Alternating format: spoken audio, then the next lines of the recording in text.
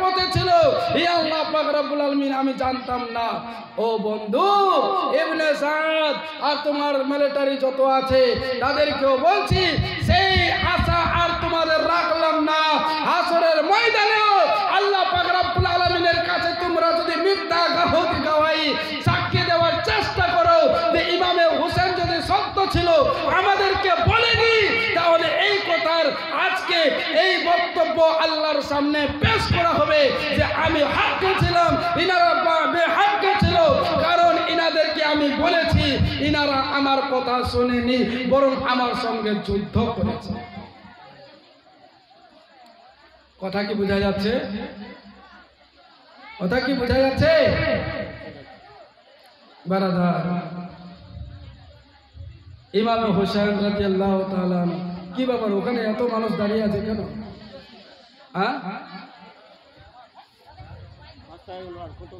খাস্তায় গেল ওরা? ও জলসা জলসা শুনতে শুনতে খাস্তে গেল নাকি? মাশাআল্লাহ।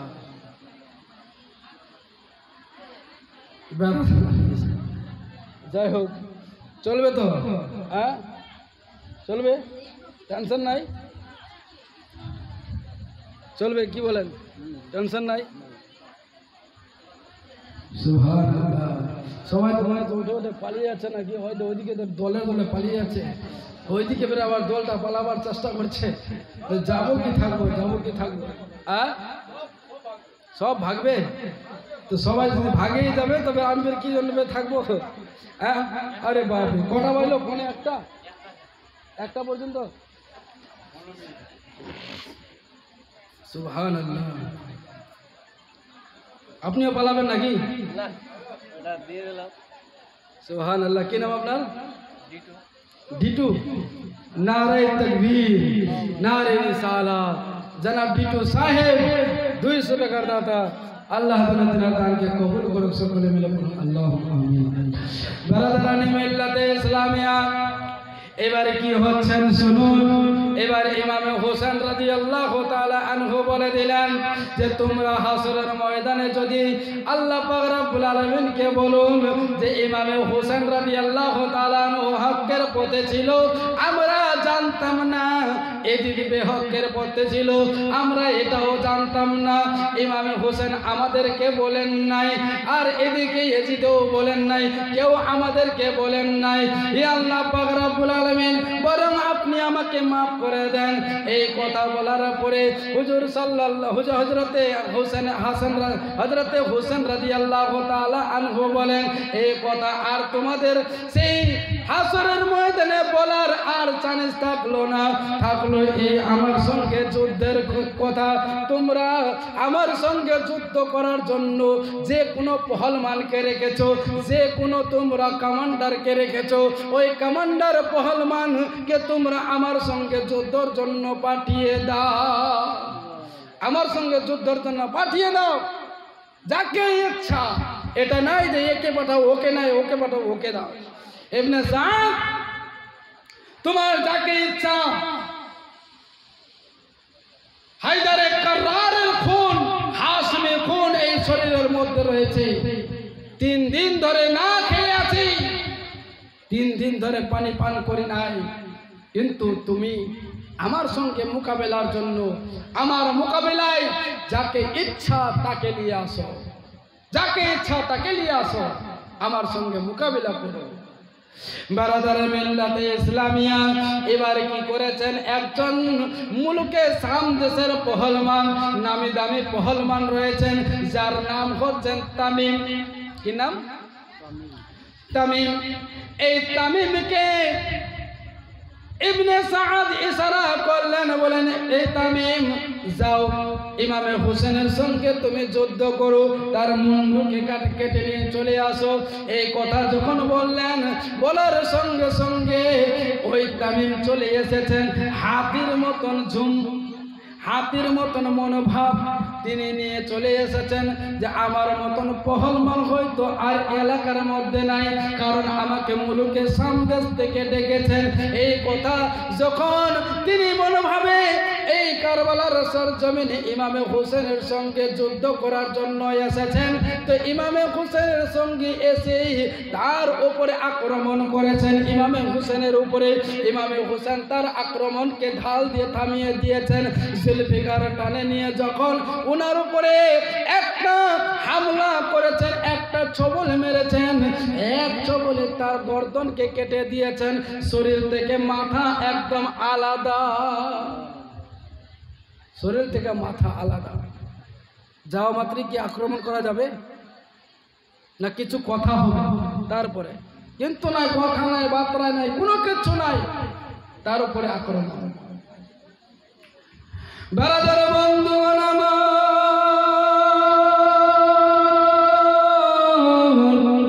এমত অবস্থায় তিনাকে যখন কেটে শেষ করে দিয়েছেন, এবার ইবনে সাআদকে বলছেন, এই ইবনে সাআদ, তোমার পহলমান শেষ হয়ে গেল, তুমি আবার কাউকে যদি মনে করো পাঠাও। এবার একজন ব্যক্তিকে পাঠিয়েছেন যার নাম হচ্ছেন ইয়াজিদা, ওর নামই হচ্ছেন ইয়াজিদা। ইয়াজিদাকে যখন পাঠিয়েছেন, ইয়াজিদা আসলো। আসার পরে ইমামে হোসেনকে বলছেন, এই ইমামে হোসেন, তুমি কি আমার কিছু জানো আমার সম্পর্কে? বলে, তোমার সম্পর্কে জানা আমার প্রয়োজন নাই। বলে, শুনুন, আমাকে এলাকার মধ্যে নয়, দেশ বিদেশের মধ্যে আমাকে ডাকে যুদ্ধের জন্য, লড়াইয়ের জন্য। আমি এমন মার মারি যে মারে অনেক মানুষকে কেটে টুকরো টুকরো করে দিয়েছি। আমার মারটাকে অন্য অন্য পহল মারে না, লোহার মতো মজবুত মনে করেছেন। এই লোহার মতো মজবুত মনে করার কারণে আমাকে অনেক ইনাম দিয়েছে, অনেক পুরস্কার দিয়ে পুরস্কৃত করেছেন। এই ইমামে হোসেন, তুমি শোনো, আমার নাম কি তুমি জানো না? আমাকে অন্য অন্য দেশের মধ্যে, আমি ইয়ামান দেশ থেকে এসেছি, ইয়ামানের মধ্যে, ইরাকের মধ্যে, ইরানের মধ্যে, এবং কি যত এলাকার মধ্যে, দেশ বিদেশের মধ্যে আমি গেছি, সব জায়গায় পহলমানেরা আমাকে দেখে ভেড় বকরি यानी গরু ছাগলের মতো পালাতে থাকে, আমার সামনে কেউ টিকতে পারে না। ইমামে হোসেন বলতে লাগলো, হে ইয়াজিদা, তুমি শুনে নাও, তুমি আমার সামনে কোনো পহলমান নয়, বরং আমার সামনে তোমার হাসিয়াত হলো একটা মাখি কিংবা মচ্ছরের মতো। এই মাখি মচ্ছরের মতো তোমার আমার সামনে হাসিয়াত হলো। তুমি এখন পালাতে পারো, এদিকে ওদিকে ঘুরতে পারো, তোমাকে হয়তো আঙুল দিয়ে আমি চিপকেটে শেষ করে দিতে পারি। এই কথা যখন বলেছেন, এই ইয়াজিদা রেগে রাগান্বিত হয়ে গেছেন। রাগান্বিত হওয়ার পরে এবার তিনার উপরে আক্রমণ করেছেন, ইমামে হোসেনের উপরে আক্রমণ করেছেন। ইমামে হোসেন ঢাল দিয়ে তিনার তরওয়ালকে থামিয়ে দিল। থামিয়ে দেওয়ার পরে এবার কি করেছেন, এমন তরওয়ালে হায়দারি যখন টেনে মেরেছেন তার কোমরের মধ্যে, এই কোমরখানা কেটে দুই টুকরো হয়ে পড়ে গেছেন ঘোড়ার উপর থেকে দুই টুকরো হয়ে ক্ষীরার মতো কেটে পড়ে গেল। ইবনে সাআদের কাছে একজন বদর নামে পহলমান ছিল ইরাকের।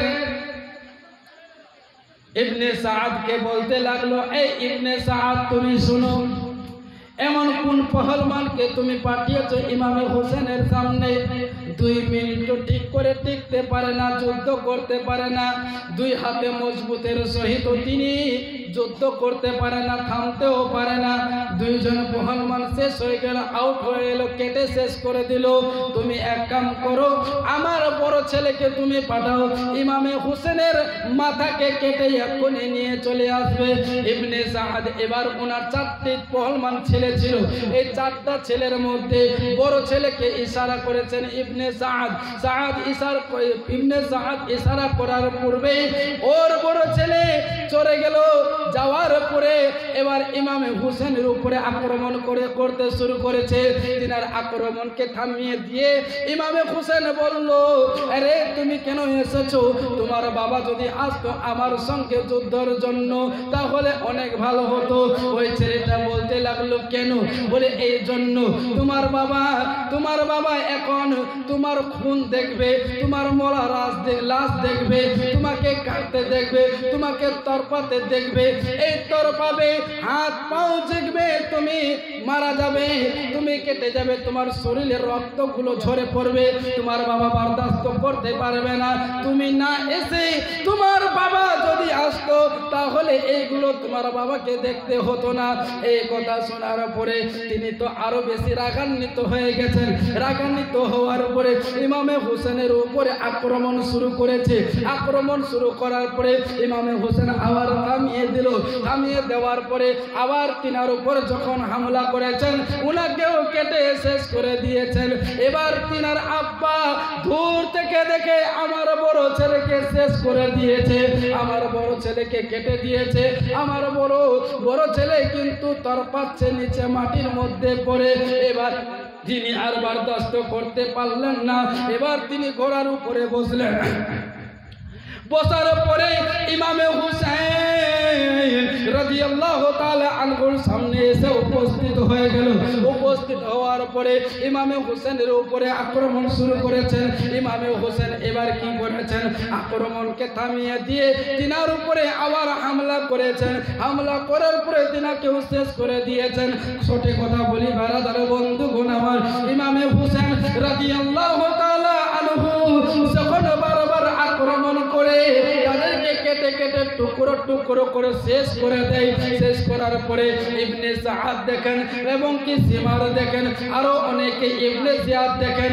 দেখার পরে তারা কিন্তু চিন্তা ভাবনা করতে লাগলো, ইমামে হুসেনের সঙ্গে যদি এক এক করে যদি আমরা পহলমানদেরকে পাঠাই, আমাদের 22,000 লস্করকে যদি পাঠাই, তাহলে এই 22,000 লস্করকে ইমামে হুসেন কেটে কেটে টুকরো টুকরো করে দিবে।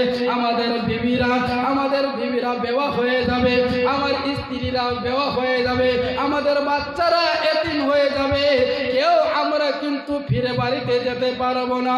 ও বন্ধুগণ আমার, ইমামে হুসেনের জং করার এই ছিল নিয়ম।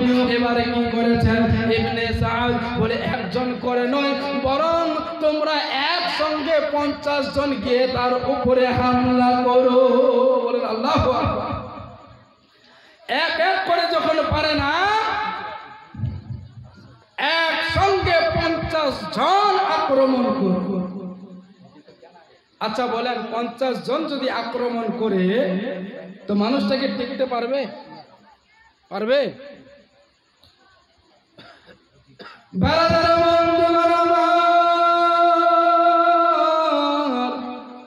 এবারে কি হয়েছেন দেখেন,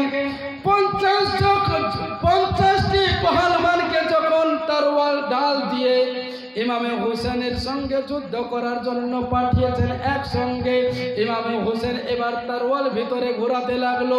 50 জন চতুর সাইড থেকে ঘিরে নিয়েছেন।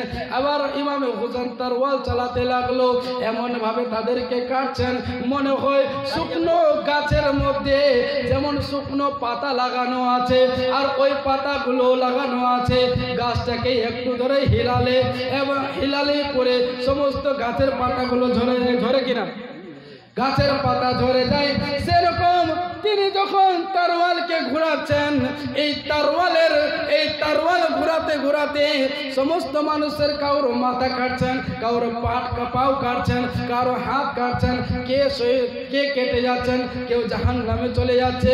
এইরকম করে করে তিনারা কিন্তু জয় হতে পারছেন না। একদল কে শেষ, আবার একদল, বারবার এরকম 2-3টা দল পাঠিয়েছে। ইবনে সাআদ আবার দেখছেন এইরকম করে যদি তিনার সঙ্গে যুদ্ধ করা যায় তাহলে আমরা আরো পারবো না। এক কাম করো। বলে কি রকম? বলে শুনো, দূর থেকে ইমামে হোসেনের উপরে তীর বর্ষাও, তীরের বারিশ বর্ষে দাও, তীরের বৃষ্টি বর্ষিত করে দাও। কারণ তীরের আঘাতে ইমামে হোসেন তিনি কিন্তু ক্লান্ত হয়ে যাবে, মাটির মধ্যে পড়ে যাবে। যখন মাটির মধ্যে পড়ে যাবে তখন গিয়ে তার কাল্লাকে, তার মাথা মুবারককে কেটে তোমরা নিয়ে আসবা। আল্লাহ, যখন একজন করে পারলো না, 50 জন করেও পারলো না, কি করেছে? একসঙ্গে তেনার উপরে আক্রমণ করো, তীরের বৃষ্টি বর্ষিত করো তার উপরে। আহারে আমার নবীর নওয়াসা কারবালার ময়দানে একাই, মধ্যখানে যদি একটা শের, একটা বাঘ থাকে আর চতুর সাইডে যদি হাজারো কুত্তা থাকে, তাহলে একটা বাঘ, একটা শের ওই কুকুরদের কাছ থেকে বাঁচতে পারবে? ইমামে হোসেন একাই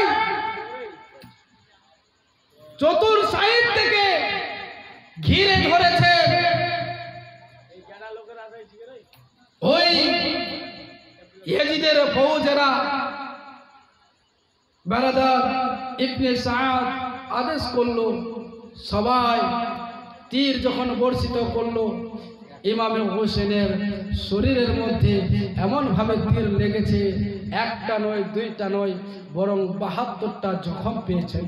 বলে আল্লাহু আকবার। 72টা জখম তিনার শরীরে তীর লেগেছে। ইমামে হোসেন যখন ঘোড়ার উপর থেকে পড়লো, একজন কাফির বেঈমান মুশরিক সে এসে ইমামে হোসেনের পিছন দিক থেকে, সামনের দিক থেকে পেটের মধ্যে যখন একটা তরোয়াল ঢুকিয়েছেন, তো এদিক থেকে ঢুকিয়েছেন, এদিক দিয়ে পার করে দিয়েছেন। আল্লাহু আকবার। আবার একজন ইচ্ছাকৃতভাবে কপালের মধ্যে একটা তীর মেরেছেন, কপালে লেগে গেছেন, আর কপাল থেকে রক্তাক্ত হয়ে পুরো মুখ মোবারক কিন্তু ভিজে গেছেন। এই মুখ মোবারক যখন ভিজে গেছেন, রক্তাক্ত হয়ে গেছেন, ইমামে হোসেন ঘোড়া থেকে পড়ে গেছেন মাটির নিচে, মাটিতে পড়ে সাজদার মধ্যে চলে গেছেন। বারাদার বন্ধুগণ আমার, এই সময় আমার নবী আপনার নবীকে স্মরণ করছেন। ও আমার নানা, তুমি আমার কপালের মধ্যে চুমু খেতেন, সেই কপাল থেকে রক্ত ঝরলো।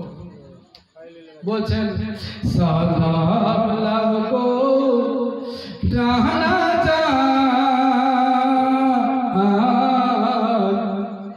সালাম লাগো নানা জান, সালাম লাগো নানা জান,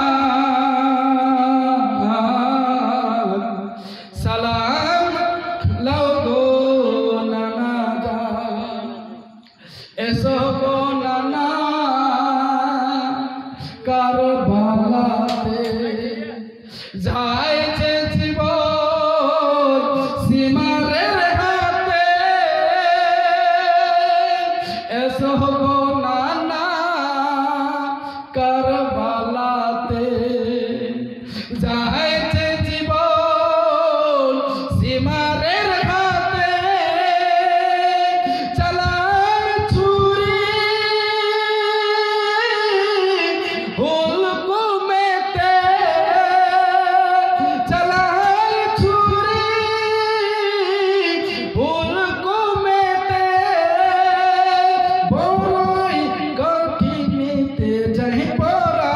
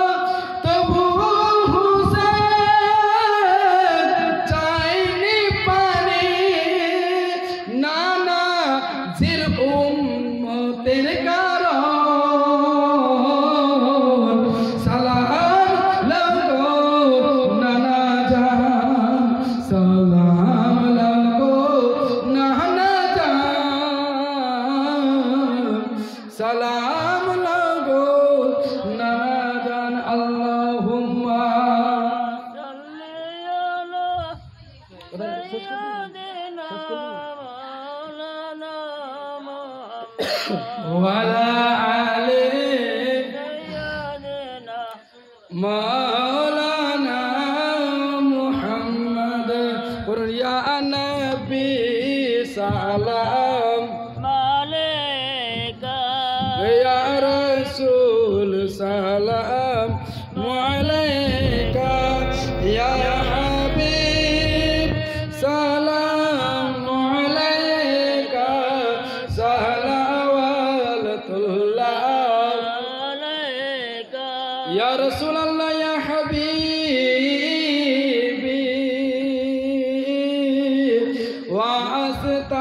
وأستغوث وأراك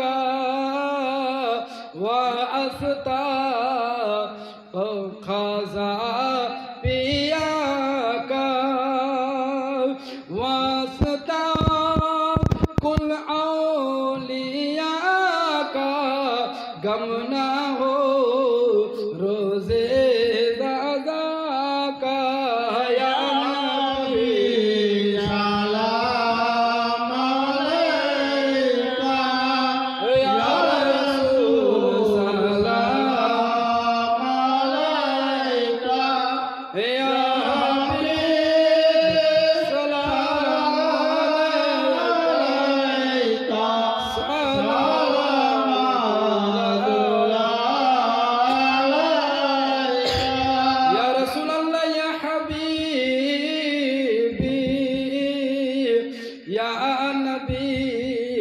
साला